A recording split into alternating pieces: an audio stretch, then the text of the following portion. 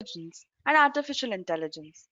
On this note, I welcome Dr. Sairaj to our webinar on understanding the language of mind, emotions. Welcome, sir. Thank you so much. And a very warm welcome to all the participants who've joined us today. It's a wonderful, pleasant Saturday morning, and the lovely coincidence that vaccinations for COVID-19 all over the country start off today. And here we are in this webinar and workshop trying to get that vaccine for ourselves against all negativity, against hatred, against all those negative aspects that have been hampering our lives for the past few months and for the past year. Right. So I welcome you all. And should we begin? Yes, sir. Sure. Sure. Welcome. So the way we would be going forward is that though we're calling it a webinar, so first of all, we need to keep in mind it would be in a kind of a workshop mode. So I want you all to be engaged. I want you all to be as active and interactive. We'll have a couple of polls coming up. We'll have a few worksheets being distributed. And there'll be a few activities that I'll like you all to perform while we are in this webinar. And even once we're done with it, there'll be some kind of homework activities that you all can continue doing once you're done, right? So welcome once again, and let's start this journey talking about what emotions are and what this language of emotions or this language of our mind is. So I'm sure that many of the students or professionals here who are attending this webinar would have gone through a series of workshops or series of webinars throughout this time. We are talking about artificial intelligence. We are talking about kids, starting to code and writing programming languages. But how much do we really pay attention to that language which comes within us? That language with which our mind communicates with our body, and that language is emotions, right? So today we'll be talking about these emotions and trying to understand what this language is all about, looking at it not just from a philosophical perspective but from actually a scientific perspective, and trying to understand why it is important to understand this language. Okay, so let's first start off. As I said, it's going to be an interactive session and we'll be wanting the audience to be as active as possible. So let's start off with a little poll to understand, how do we start off with this whole activity. So let's have a poll and then we'll continue with it. Can we have the poll, please? Okay, so I'm sure that, we have spent so much time going through different courses, trying to learn the language of English or our mother tongues or some kind of foreign language. What about studying emotions in a formal setup? Having a syllabus for emotions, having exams based upon it, having classes dedicated to emotions. So could we just have a quick poll as to how many of us have actually been through a formal education of this sort, a formal training of this sort for emotions in our schooling or college? Okay. Majority seems to have less than 50.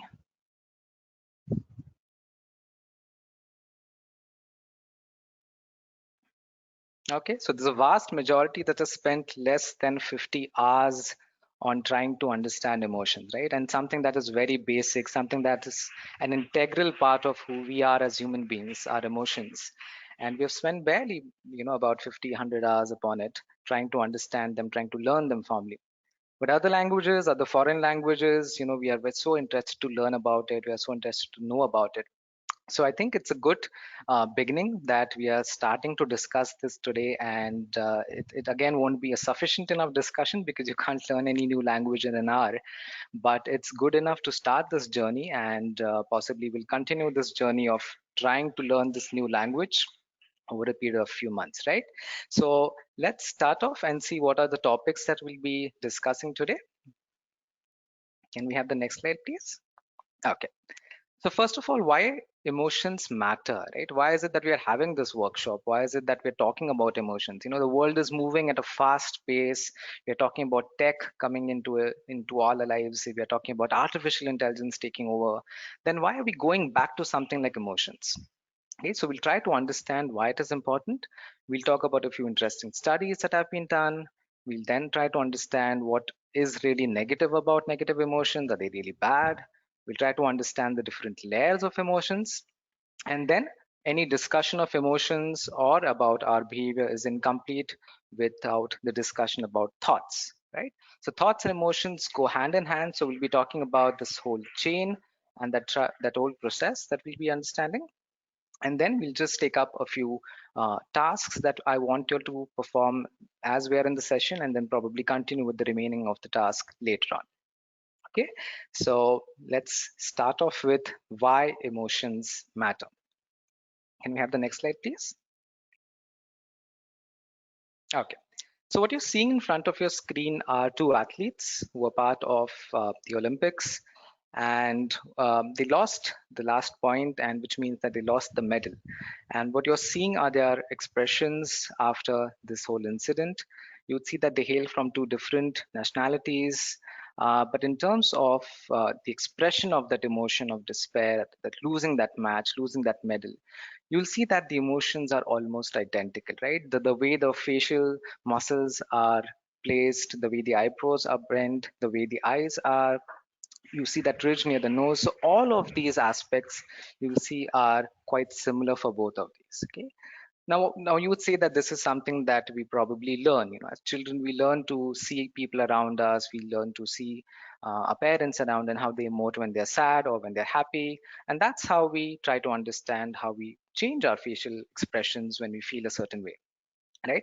Now, the interesting bit of information is that the athlete that you see on the screen on the left was born visually impaired, and the athlete on the right is an athlete that was born with vision. So the athlete on the left was born visually impaired, means that she had no visual cues as to how do people smile. What does it mean to look at a face? What does it mean, to have your eyebrows in a particular way? What does it mean to have a frown? What does it mean to have a smile? So she hasn't learned these things. She hasn't observed these things. That gives us a hint that this is an innate quality. We are born with the tendency to express these emotions, to experience these emotions. Right? So this wonderful study done by Professor Matsumoto gave us an idea that when he clicked these pictures of different athletes and then compared the way in which people rejoiced when they won, all of that was so similar across different countries, across different physical abilities that people had, and yet, we talk about so many differences. Okay, so we need to understand and acknowledge the fact, first of all, that emotions are an innate tendency. We are born with the capacity to emote. And when I say to emote, it is the capacity to experience emotions and also the capacity to express these emotions. So they're universal, they're global. Most of us experience all of these emotions. What would change probably is the dialect of this language. So when we're talking about the language of the mind, the dialect may slightly change, the tonations may slightly change. Somebody may be very verbal about it. Somebody may have a lot of non-verbal cues going around with what they're saying. Somebody may have a very subtle way of expressing these emotions.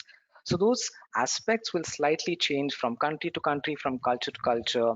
But what is not going to change is our innate capacity to experience emotions and express them in a certain way. So this is one study, but there are numerous studies now. We know that the limbic system of the brain is a special structure that is known now as the emotional brain because it helps us recognize these emotions, try and understand these emotions, and also brings about different neurochemical changes in our brain that help us actually express these emotions to the outside world, right? So that's the reason why we need to understand that emotions definitely matter. They are an integral part of who we are. It's not something that like we have been told since childhood, that think rationally, don't think about emotions, don't cry, try to suppress your anger. So all of those things that we have learned, unfortunately, since childhood are trying to say that emotions are something that are bad. Probably it's bad to be an emotional person. So we look down upon people who are sensitive.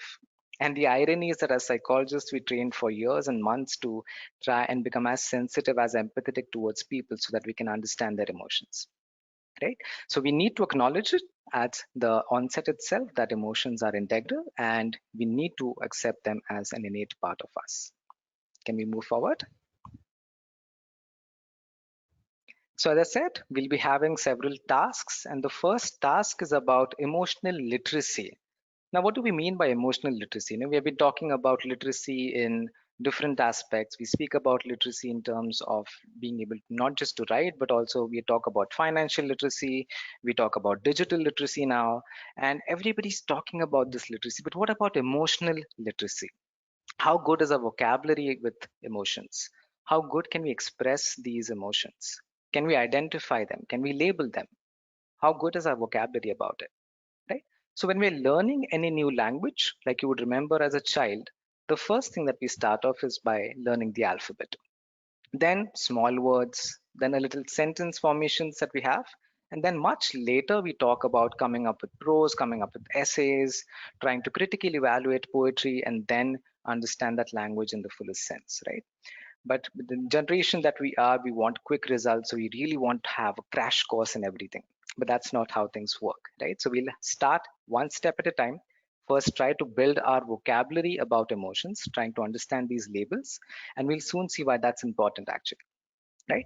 So the organizers would be sharing with you few handouts, and one of them is called as task one, which is the emotion feeling chart, right? So we are talking about this chart which gives you a list of different emotions, different shades of these emotions. And what you'll see is that when we use these words in our day-to-day life, we are really careless about what type of word we are using or with what intensity we are using it. So you will see very commonly people saying that I'm depressed or I'm having a panic attack. Okay, now these are very serious clinical terms, clinical words which have a certain meaning. Though obviously there would be some people who are experiencing these, there could be a lot of people who are using these terms with the wrong intensity at the wrong situation and so on, right? An example on the front of your screen is three letters, three words, that we usually tend to confuse about. Irritated, annoyed, and angry. We try to say that I'm angry, but it might be that we are just irritated probably or just annoyed, but maybe we're exaggerating it by saying that we're angry, or the other way around, that we are actually feeling angry but we're trying to suppress it because we have been told that you shouldn't be feeling angry, it's a bad emotion, right? So when we're talking about being annoyed, let's take the example that you're going to your workplace or you're driving for college, and you ended up, the clock wasn't working well or something happened, your alarm didn't go off, and you think that you're going to get late for it, right? You're going to be annoyed about it. There has been something that's getting in your way of reaching to the place on time. So you're going to be annoyed with it. Okay. Now you set out on your journey, and on the way towards your workplace at your college, there's a lot of traffic. And suddenly on that day, like it has to be the worst day on planet. All the signals are red. It has to be this day when you're as it is annoyed, and you have every signal, every square, and it's all red. Okay, and you're trying to think that okay, it's the entire world is plotting against me kind of scenario.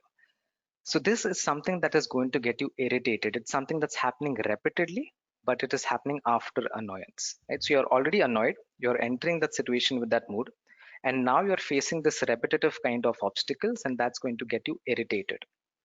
Now imagine that you're at a signal and it's red, and there is some person at the back who's continuously honking and wanting to break that signal, jump the signal. Now that is something that's in this scenario which is going to make you angry, right? So those are the levels, those are the layers and shades of emotions that we are trying to understand here. And why it is crucial is because, like any other language, all of these words have a meaning.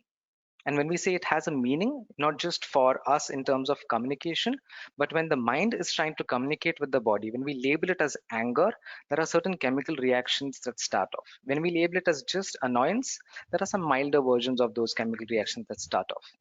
So imagine that if there is any disconnect between these two, it could have much different reactions than what your body wants or what your actual situation is demanding.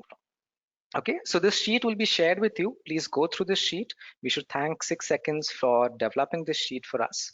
And it will give you an understanding of the different layers and shades of emotions. And let's hope that we can start using these in as appropriate a way as possible towards the end of the session. And once we go through these sheets, and keep practicing them, because it's a skill that will need some practice over a period of time. Yes. Can we move on to the next slide? Okay, trigger warning. You would see this tarantula, but don't worry, it's just an image. There won't be any videos, there won't be any other things that we'll be showing. So we'll have a quick poll before we talk about what this tarantula experiment was all about or what exactly it tells us. So can we please have the next poll? Okay, so I'm guessing that most of us would have watched this movie, Three Idiots, very famous, and one of the core principles or one of the core scenes that kept emerging in this is all is well, right? You know, when you just tap and say all is well, right? Now, let's see if that works. How many of y'all think that it's useful? How many of y'all think that it's not quite useful? Does it work for you? Does it not work for you? So could we have your responses quickly on this? Does all is well, does it help us?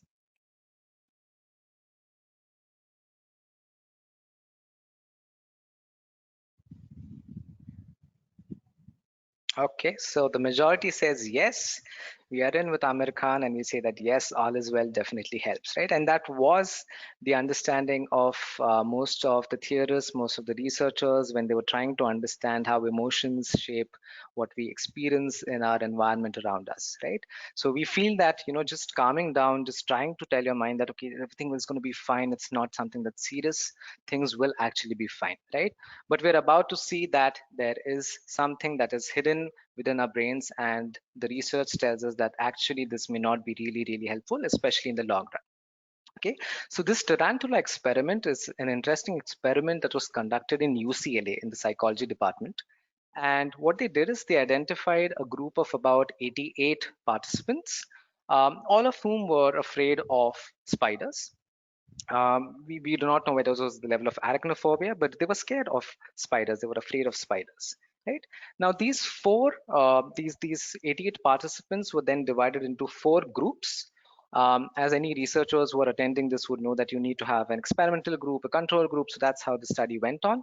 So in the experimental group, the first group of individuals was told that while you're trying to approach the spider, or you're going into that room where in that box the spider is kept, the tarantula is kept, try to describe that scenario to the best possible, right? Try to describe it as it is without whitewashing it, without camouflaging it in any way. Just try to describe it the way it is. What are you feeling at that moment? What does that tarantula make you feel? So this group went on to say that it feels disgusting, it feels gross. I really am feeling scared. I don't think I'll be able to reach any further, and I don't want to do this task, right? So those kind of sentences is what people were using in the first group.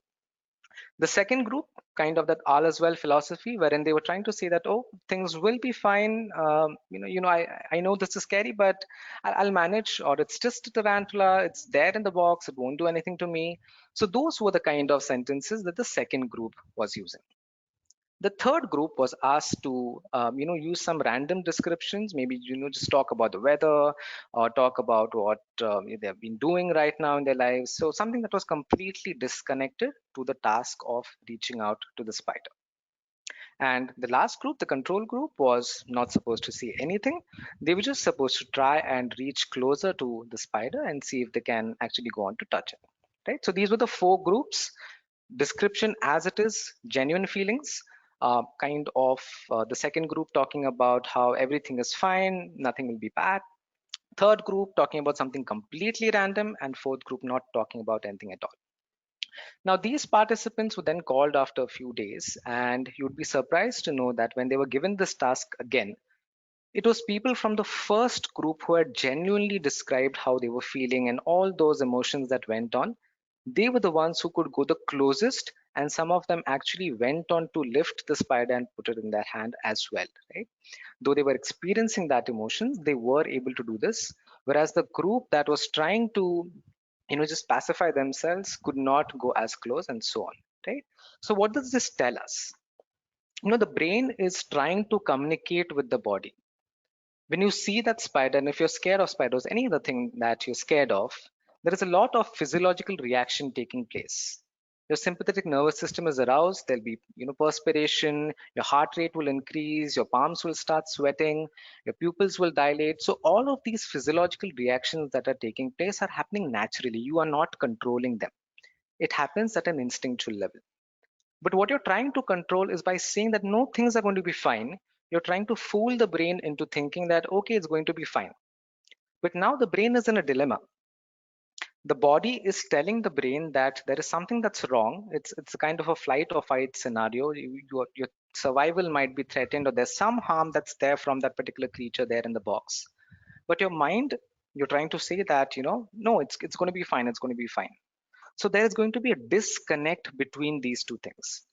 And that disconnect is exactly that is not going to help us deal with this scenario in the long run. So if I have to give a kind of a metaphor for it, think of a painkiller. You've hurt yourself and you're taking a painkiller. You're just dealing with it at the surface. But what you're not dealing with it is actually what is happening, right? So if you express these emotions as they are, you're trying to make a connect between the brain and what the body is feeling. And that actually gives us the chance to acknowledge that, yes, this is what I'm feeling right now. It's not a pleasant feeling for sure, but it is for a reason. It is telling me that I should be careful. It is telling me that I should be afraid probably and be alert about the situation. Okay, so that's what the Tarantula experiment tells us. So yes, all is well works for the short term, but if we keep relying entirely upon that, we won't be able to solve the problem, right? So that's something that we should be avoiding. Okay, can we have the next slide, please? Again, this is like an epic question, negative emotions. So can we have a way, now that we're on this process of learning emotional intelligence, can we be perpetually happy? Why not learn some skills and always be happy? I don't want to be sad, I don't want to be angry, don't want to have any of those negative emotions because they are bad. Okay, now since an early stage, sometimes we are told that these emotions are bad, you shouldn't be expressing them. If you're afraid, don't show it on your face. If you're angry, don't express it. Now the problem is that we are making a kind of a disconnect, or we are confusing two things. Emotions are happening at an experience level, which is naturally going to happen, and it is happening at an expression level, or the communication part of it. Now, as far as the expression is concerned, we have just seen in the previous slides that it is innate. It is bound to happen. There are brain structures dealing with emotions, right? So no matter how much you try to convince yourself, it is bound to happen. The expression, yes, that is where we can make things much more effective, much more adaptive as far as societal norms are concerned. But that does not mean that emotions are good or bad. When we call them emotions that are positive and negative, we are not assigning them any subjective value of being good or bad. We're just trying to say that one of them is slightly unpleasant and the other one is pleasant.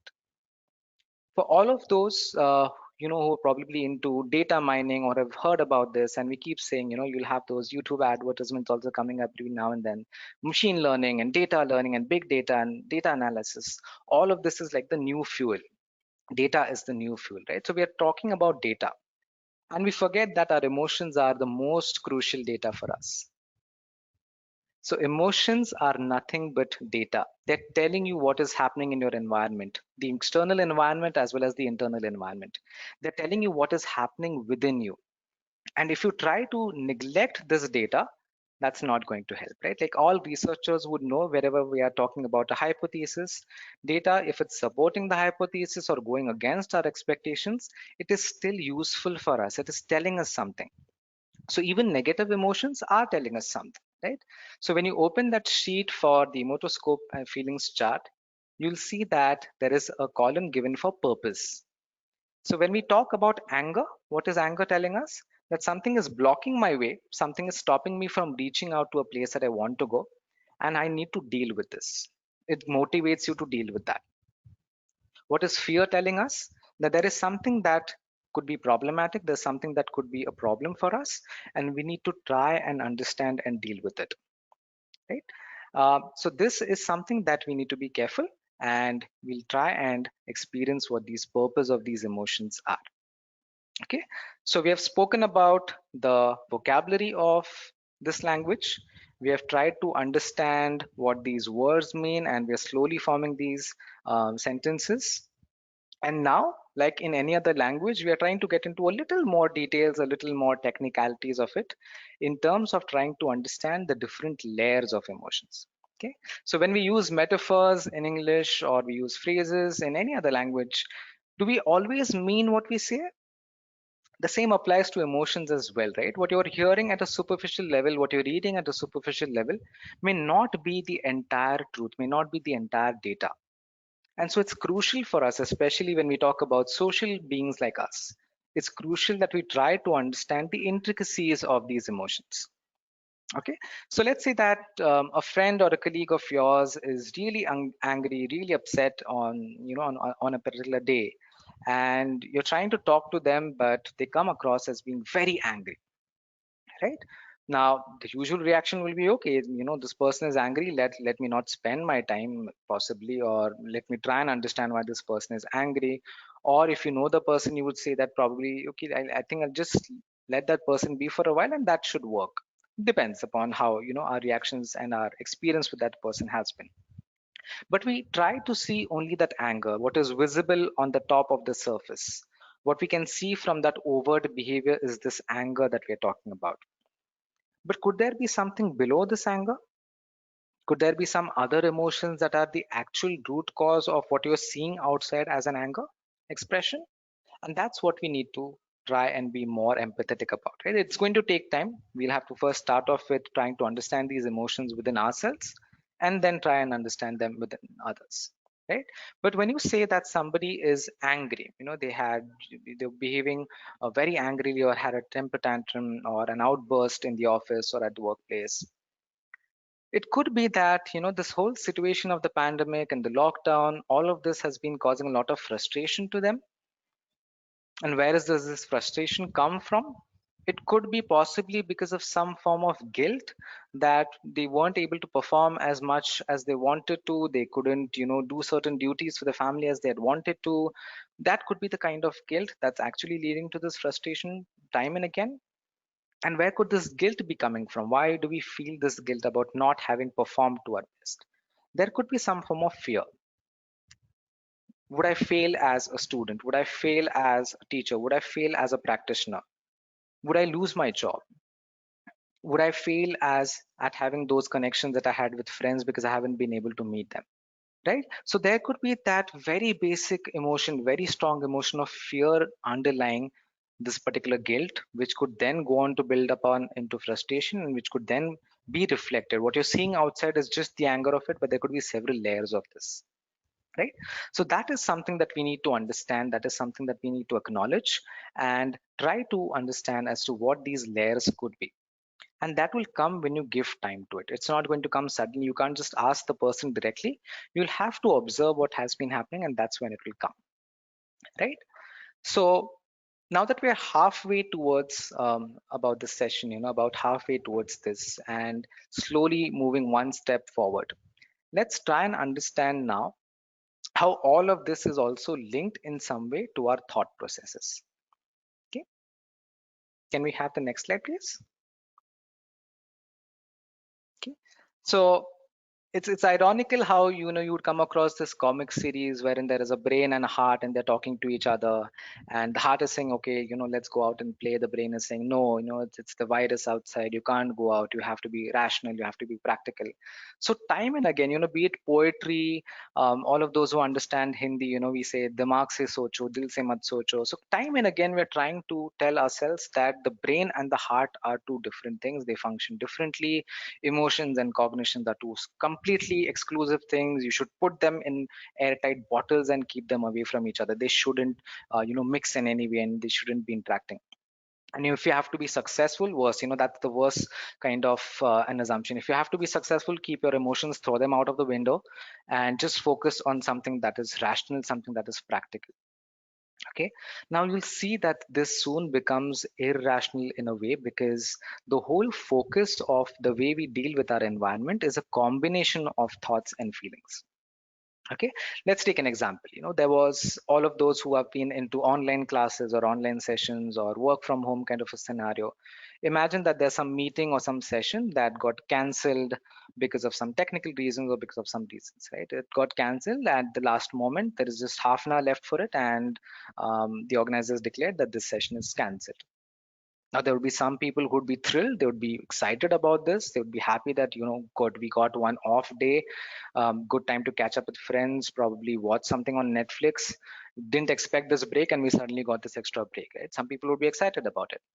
Some people, on the other hand, would be really upset that, we got up early, came on the Saturday, we logged in, we registered, and we were all ready. We had planned our entire day for this. And see, now this is cancelled at the last moment. Okay. Now, see that the situation is the same.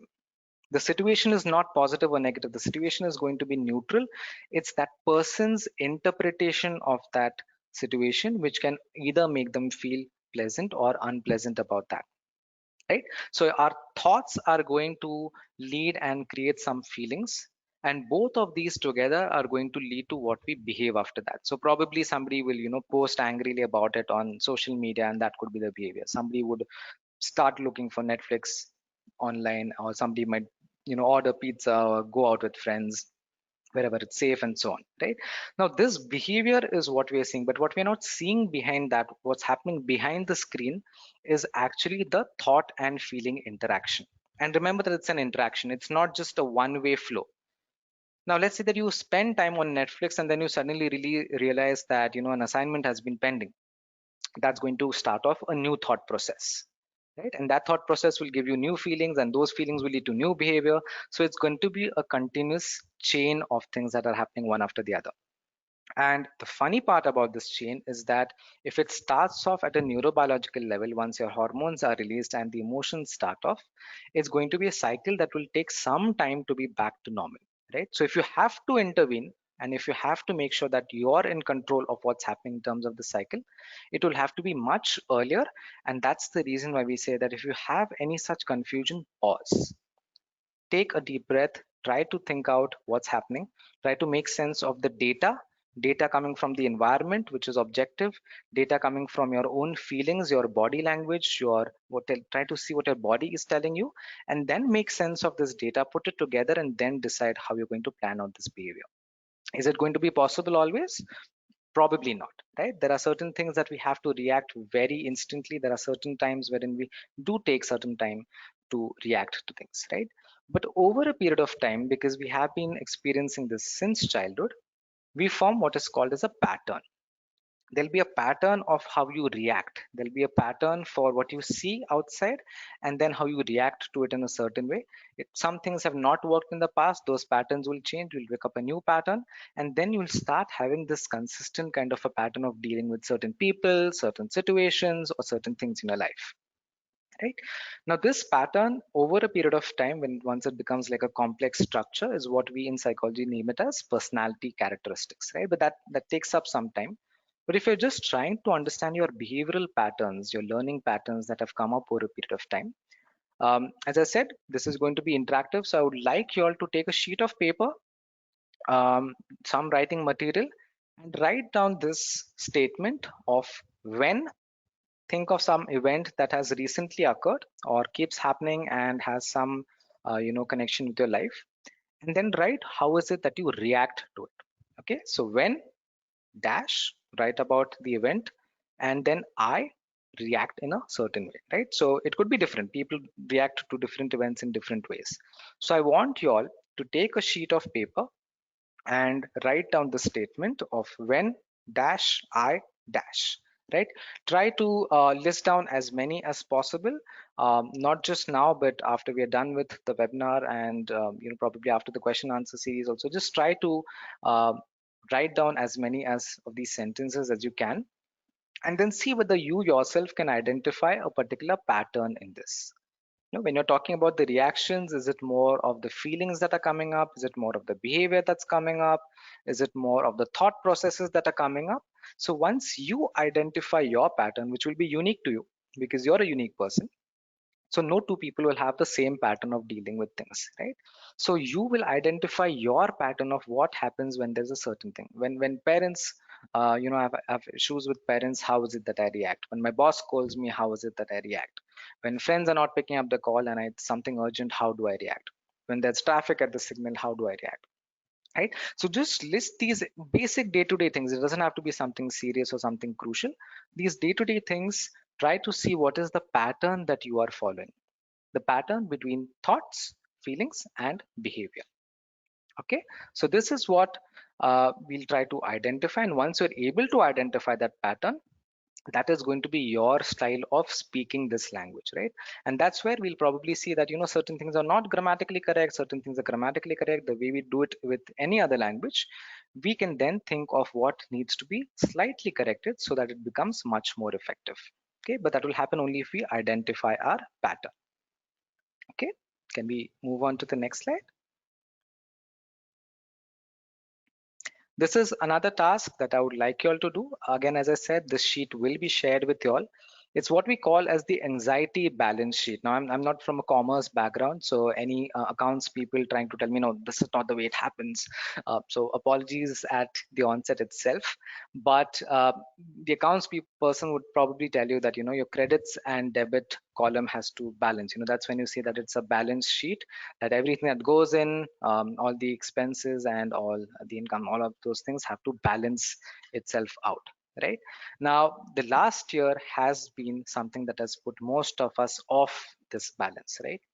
What we know, what we don't know, what we can influence, what we can't influence.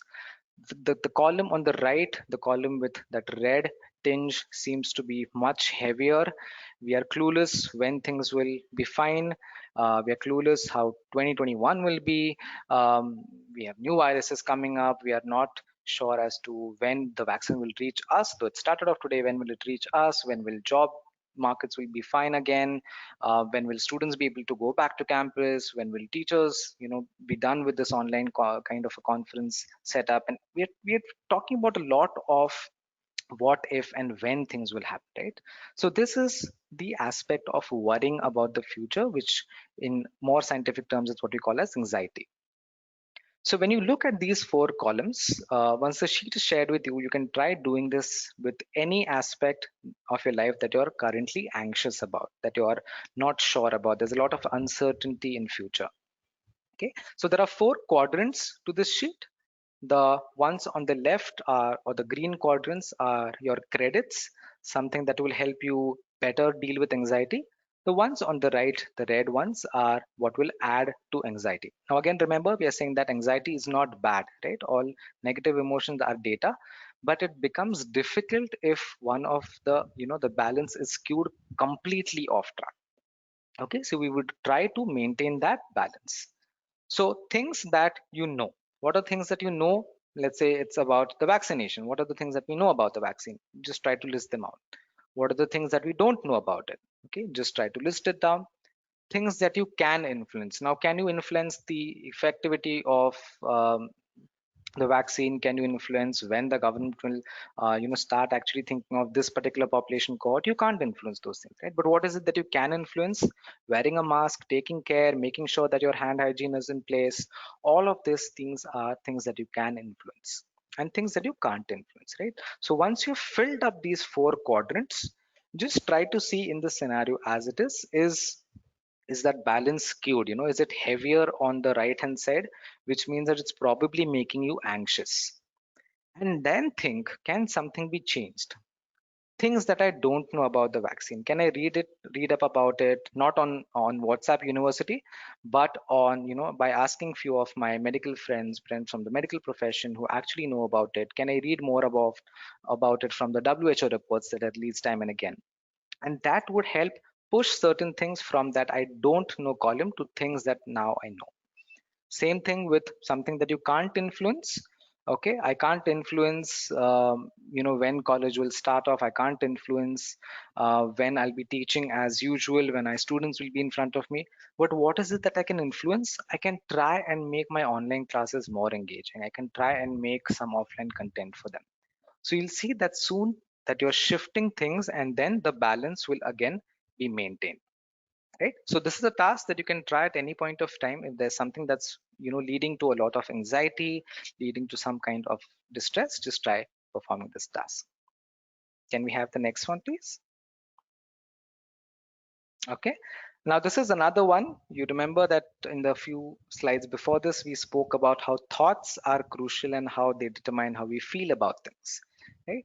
And Dr. Albert Ellis is the one who gave a list of certain irrational beliefs that we have that lead to some of these thoughts that could be irrational, and therefore, how do we behave in those things? So I must be able to perform. I must be feeling nice each time. People should behave me, with utmost justice. My friends should always be available for me whenever I need them. These are the kind of irrational thoughts and irrational beliefs that we have. And when you have them at an irrational phase, what is going to happen is sometimes these expectations are not going to be fulfilled, and that's going to lead to a lot of negativity. Right? So, can we identify these bad apples so that they do not spoil the others in the basket? Can we identify them and throw off these irrational beliefs, make them more healthy, make them more rational, so that we are not keeping unrealistic expectations from ourselves or from people around us? Right, so these are tasks that we'll be sharing with you all, and we would really like that you perform those tasks, use them for a month or so, give us some feedback and tell us how it has been working. Right, so it's just small tasks, and it would be really nice if you could actually do them, and the instructions are there and you can just follow them. Yeah? Can we move to the next slide, please?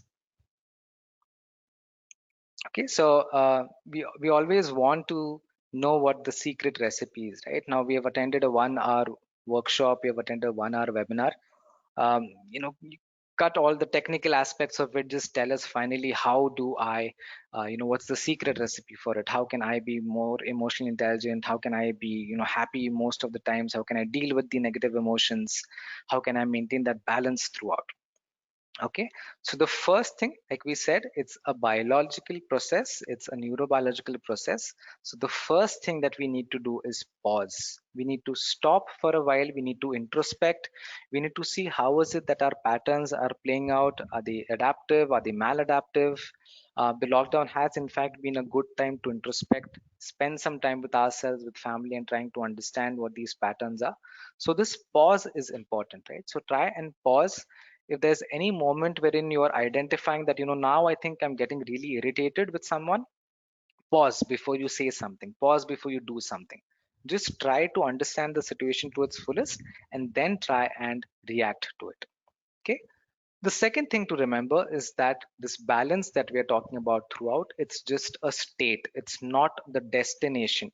You cannot be permanently happy, you cannot be permanently satisfied. We need both these kind of emotions. They are just going to be in a kind of balance that sometimes goes off on the right hand side, sometimes goes off on the left hand side, but we should take efforts to try and maintain that balance. Okay, but remember that this is going to be a phase that has several ups and downs. If you try to achieve something that is irrational, something that is imaginary, again, that is going to only lead to some kind of dissatisfaction. Okay, now the third part that we need to understand is that these emotional intelligence aspects that we're talking about are skills. Okay, when we talk about intelligence generally in the cognitive capacity space, it's said that about 60 to 70% of that is determined by heredity. But when we're talking about EI, if you think of it as an ability, then these are skills that can be learned, these are skills that can be practiced, and you can keep on increasing your capacity for these skills. Right? So there is scope. There is scope to learn this new language. If you can learn a foreign language, if you can learn coding in a month or so, then might as well you can spend some time and learn this language of emotional intelligence as well. Right? Again, will a 1 hour workshop suddenly help us, or will those three activities suddenly help us to remove all our irrational beliefs and become rational overnight? That again is an irrational belief in itself, right? So we have been learning these things, we have taken up these patterns over years of our life. And if you want to undo those things or replace them with more adaptive, more positive, more effective ones, it's again going to take some time, right? So give yourself time, give people around you some time. If you have to do away with these irrational beliefs, it is also going to take some time. Okay, now coming to what's the secret recipe now, be it biryanis or be it some kind of dessert or be it some kind of cake. Everybody will say that, my mother makes it the best or my grandmother makes it the best, and everybody will have a secret recipe for it. Somebody will say that there are 105 spices that go into this particular dish. Somebody will say, no, it's the process that's secret, or it's the utensil that are a secret. Now the only secret is that there is no secret recipe. Okay, what works for you what is going to be most beneficial for you, and at the same point which is not harmful for people around you, is going to be your recipe of dealing with it. Obviously there are certain basic principles, there are certain things that work for most human beings in general, but beyond that, don't try to just mimic what other people are doing, but you'll have to identify your own pattern. Probably, get the help of some people who would help you more professionally into this, so that you identify your pattern and are able to deal with that pattern to make your own recipe, which is the best, which is the tastiest. Okay. And something that we need to keep in mind finally towards the end, I would say, is that it is okay to not be okay. Time and again, Instagram posts, all social media, we have been reminding each other of this throughout this pandemic, that this is a difficult time. We're trying to cope with it. We are now moving forward, looking forward for more positive times, probably being better prepared for any kind of challenges that come up. But it is okay if you feel anxious on some occasions, right?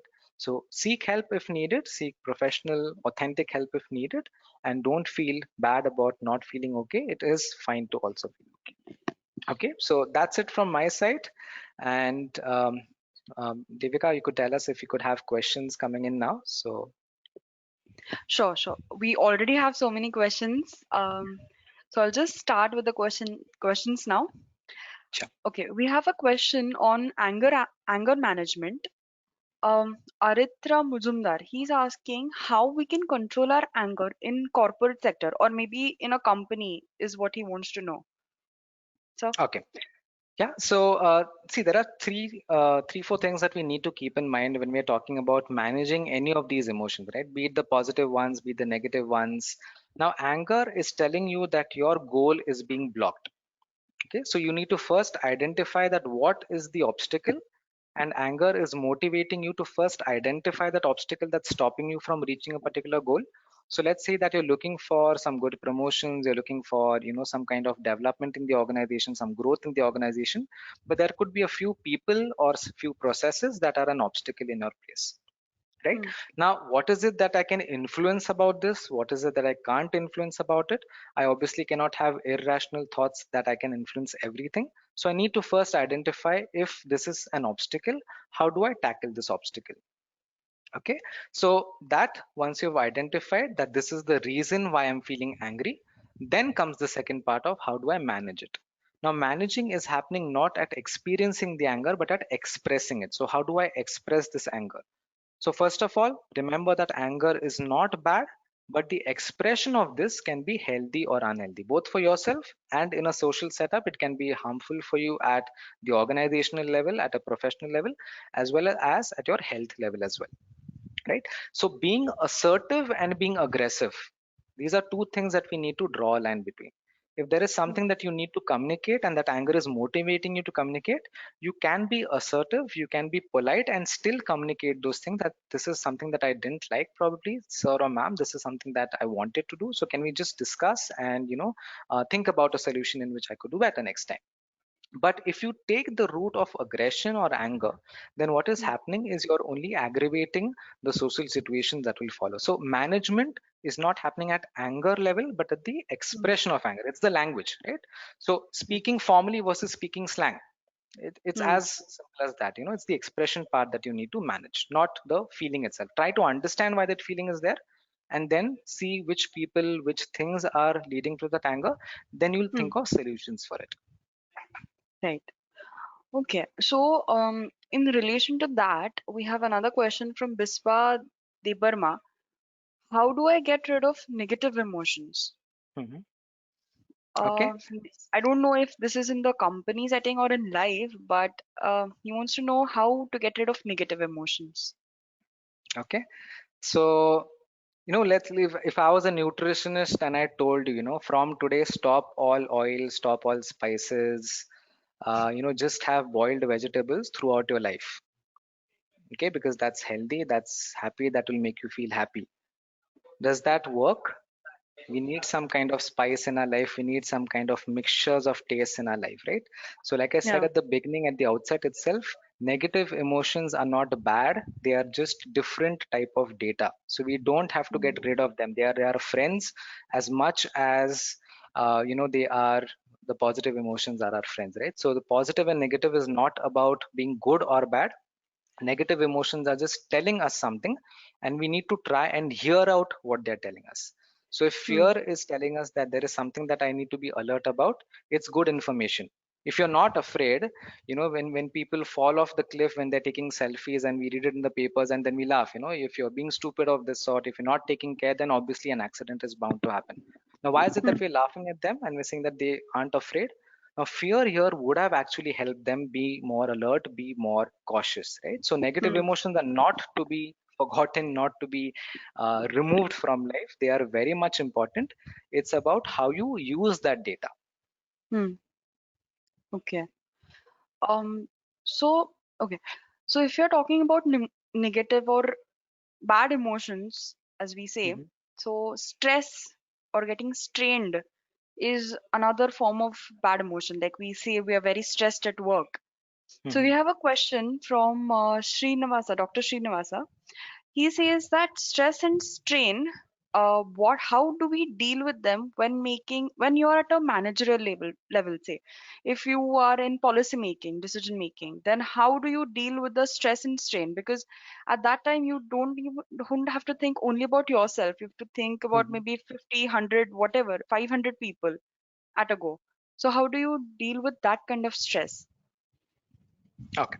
So again, stress is a term that has come in psychology from engineering itself. So all the engineers who would be attending would understand that when we talk about a particular metal and its tensile strength, Hmm. there is a tipping point wherein that metal won't be able to hold onto a certain amount of weight, right? And that's when there will be some cracks developed, there'll be some weaknesses developed in the structure. And if you're talking about an architectural structure or all of it, and it can handle a certain amount of stress.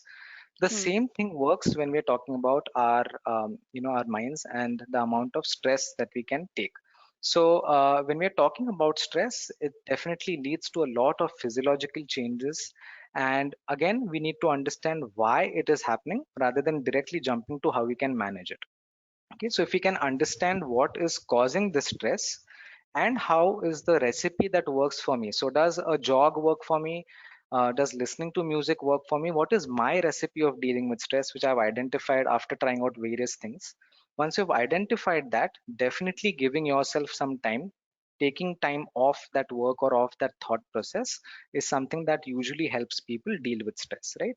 Now, again, when we are trying to deal with stress, if you again keep saying that it's a negative emotion and I want to avoid it completely, that may lead to procrastination.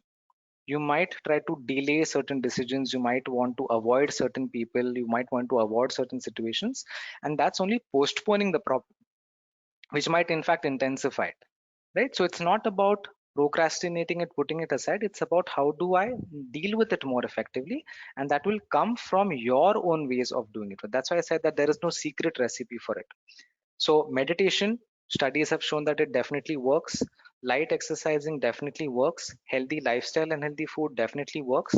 So it's about your entire lifestyle, and it's not just about, okay, now I'm in an office, now I need to put in, some kind of a special jacket to save me from stress. Once I go back home, it can be different. Right? Whatever is happening at home is being carried over in the office and vice versa in the work from home scenario more so ever, right? So it's about how you try to understand what works best for you.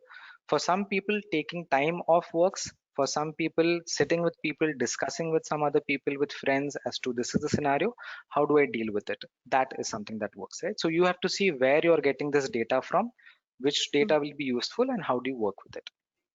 Right. Sometimes this happens that we are said that you're being an emotional fool or people are pushing you and you're taking it. So there's Samruddhi here who wants to know how to stop being an emotional fool. Mhm. Okay. So it's like data again. If you're a researcher, if you don't know how, you're not good with your stats, or if you don't get a good statistician to deal with your data, what's going to happen is, in simple terms, we call it garbage in is garbage out, right? So if your Mhm. data is not correct, the output is also not going to be correct, right? No matter how much fancy statistics you apply to it.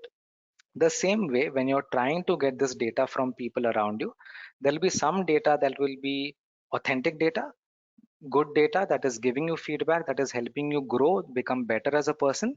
There will be some data that is actually not healthy for you, that is not appropriate, and that is probably a tweaked version of what you really are.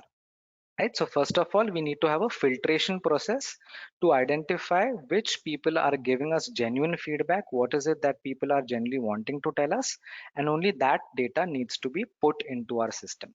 Now once you filter out the data, now I'm not saying that take only good things. If somebody is criticizing you genuinely, but that criticism is constructive, you need to take in that data as well. Right, Hmm. so we are talking about taking information about you from people, from society, from peers, that is actually helping you become a better version of yourself. Now the moment you do this, you'll see that whatever feedback, whether it's positive or negative, is actually helping you become better. And Hmm. then you are not an emotional fool. Right, in the way the question was phrased, you're Hmm. only emotional, and being emotional is in fact the best thing.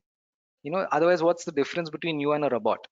I might Hmm. as well hire True. robots which have better artificial intelligence, which have better algorithms as compared to you, than hiring a human being. The whole aspect of hiring a human being is that we want those emotions, but as long as they are in sync with thoughts, they're in sync with Hmm. what is happening.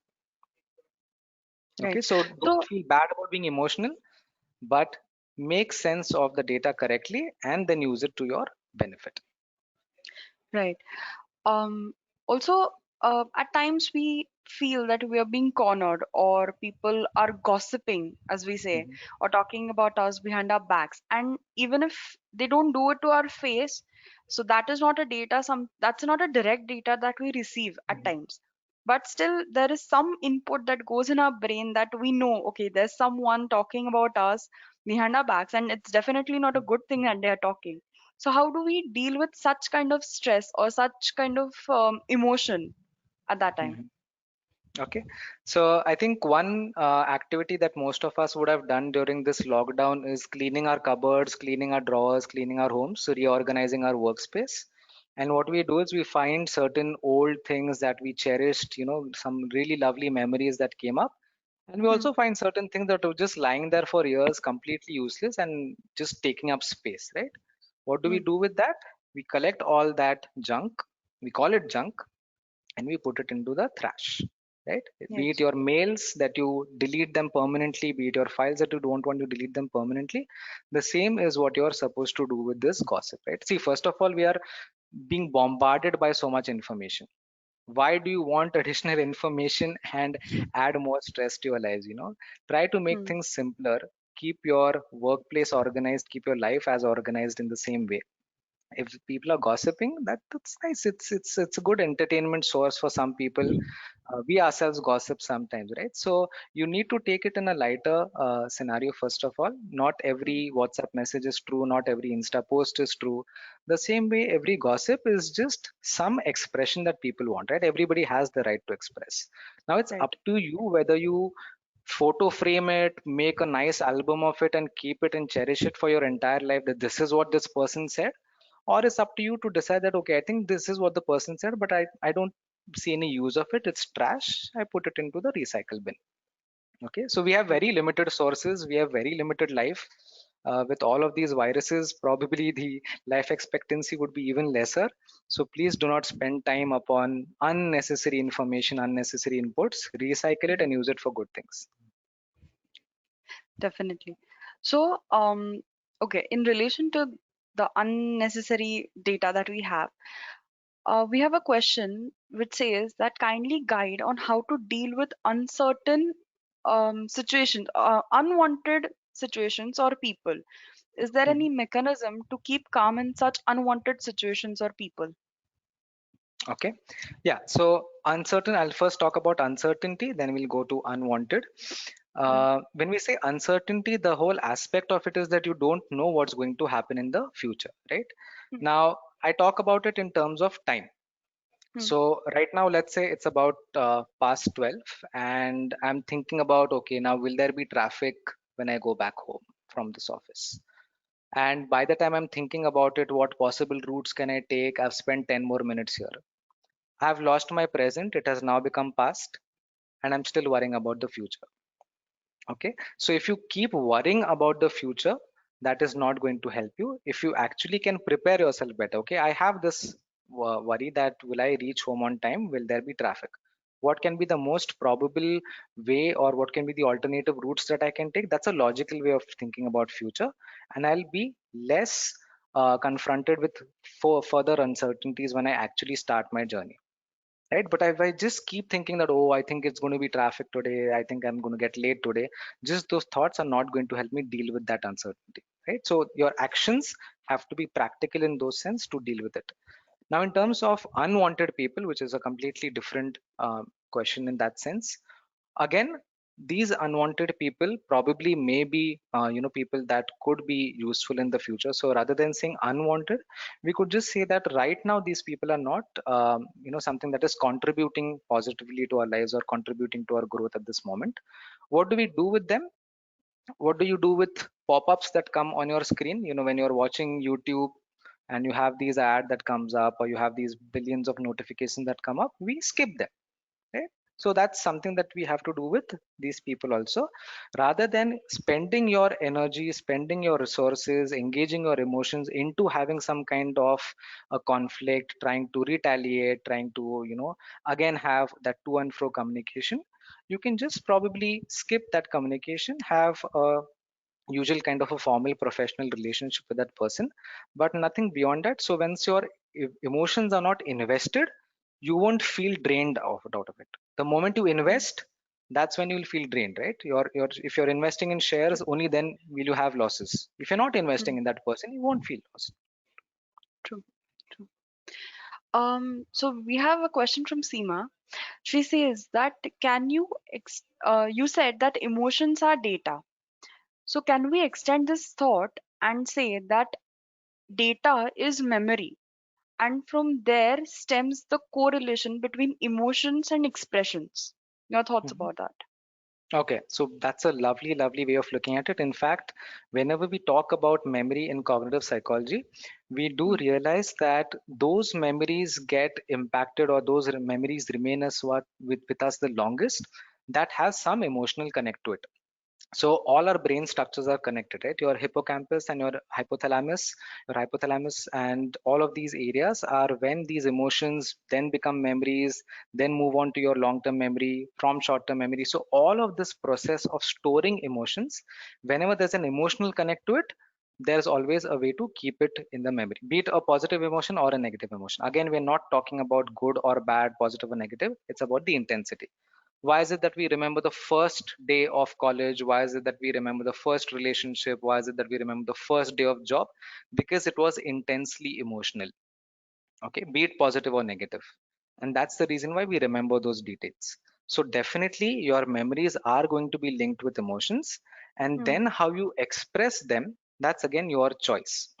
So that is where that pause helps. If you have negative emotions, negative memories about a person, and god forbid that same person becomes your boss next month, what do you do with that, right? There'll be a lot of negative memories that come.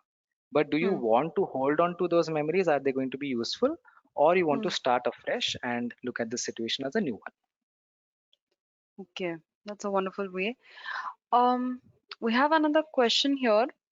Okay, in a crisis, how to respond rather than react? Okay, What would you say about so that?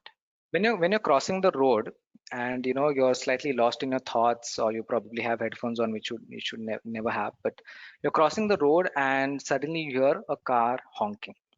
What Mm. is our first reaction? That we freeze, Yes. right? We pause Mm. for a moment, we look in the direction of the possible threat, we analyze whether we should stop, let the car go, or whether we should be crossing the road fast, or what is the Mm. next uh, action that we should be taking. The Mm. same thing is going to work here, that you need to pause, try to make sense of that data, and only then will you be able to understand the crisis in its fullest, right? Mm. uh, Take the example of how people have been dealing with the pandemic, right? If we didn't Yes. pause, if we didn't give ourselves that time, we tried Mm. out different things, some things worked out, some things didn't work out. But if you would have randomly just reacted to it, it would have definitely been much more devastating. So, in any crisis, if you have to Mm. understand the crisis to the fullest, because that's only when you can solve it, if you Mm. understand it. And to understand it, you have to pause. Because Right. when we are excited, Mm, That's when your sympathetic nervous system is at its best, it's most active. By default, what happens is your physiological reactions take over because your body goes into a fight or flight or freeze response. mm, And that means that we are still evolving because unfortunately we haven't evolved as much. So when we say crisis, for our ancestors, those crises were wild animals, natural calamities. For us, it's a very social kind of a crisis, but our body still reacts in that way. We mm, still haven't evolved in that sense to react to crisis in a more cognitive way. It's still a biological way of reacting to it. So until that happens, which might be some millions of years ago ahead, we still have to stick to these skills and give ourselves time and then understand mm. the crisis and then be able to deal with it. Okay. Do you think that at times it becomes, I mean, we are too late to understand what is happening or how to deal with the situation? I mean, by the time we come to a solution, it is already too Mhm. late and there's too much water under the bridge to, Mhm. correct the action or take any action to or react to that situation. Mhm. Your It's thoughts? bound to happen, right? Because as human beings, we are allowed to make mistakes, we are allowed to go wrong, we are allowed to take our time to react to things.